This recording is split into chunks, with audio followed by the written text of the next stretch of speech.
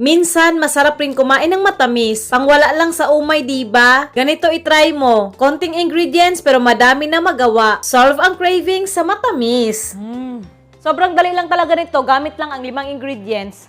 Kondensada, kahit anong biscuit o Graham's crackers, marshmallow, mani, at chocolate chips.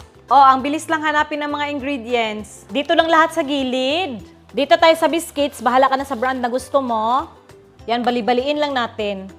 Ganyan lang kaliliit, At yan na, May microwave ako sa likod pang patunaw ng chocolate, pero hindi naman lahat may microwave, no? So, gagamit tayo ng kaldero or kawali. Haha! Huwag mo na buksan yung apoy, ha?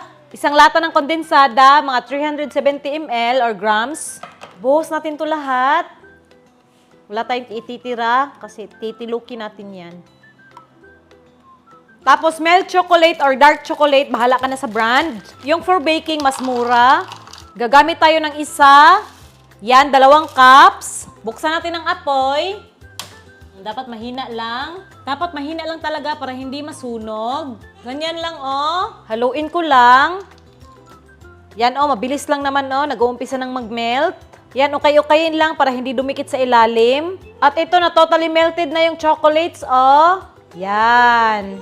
Okay na to, patayin na yung apoy. Since sobrang init pa naman ito, hayaan lang muna natin ng mga 15 minutes bago natin ilagay yung mga ibang sangkap. So. Uy.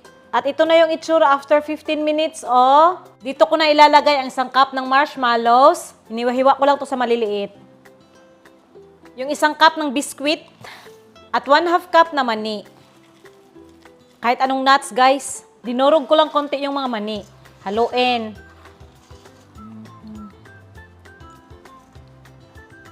At yan, nahalong-halo na. Kahit anong container na trip mo, maglagay lang tayo ng parchment paper, pwede plastic. Yan, para madaling hugutin mamaya. Then, ilipat na natin tong choco fudge. Yan. Tapos, i-flat natin to. Slightly lang na idiin para walang space sa ilalim. Yan, okay na. At para tuluyan ito mag-set, takpan ko lang. At ipasok natin to sa freezer ng mga 1 to 2 hours para tuluyan lang mag-set. Samahan niyo ako, guys. Yan. See you later.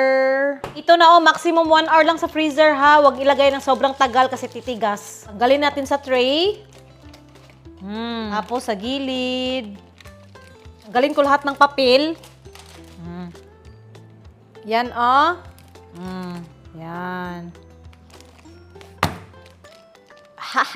Tapos, i-slice natin. Wow. Yan, guys, Subukan ko nga. Sarap. Yan sa gitna, Lasang Cloud9 pero level up.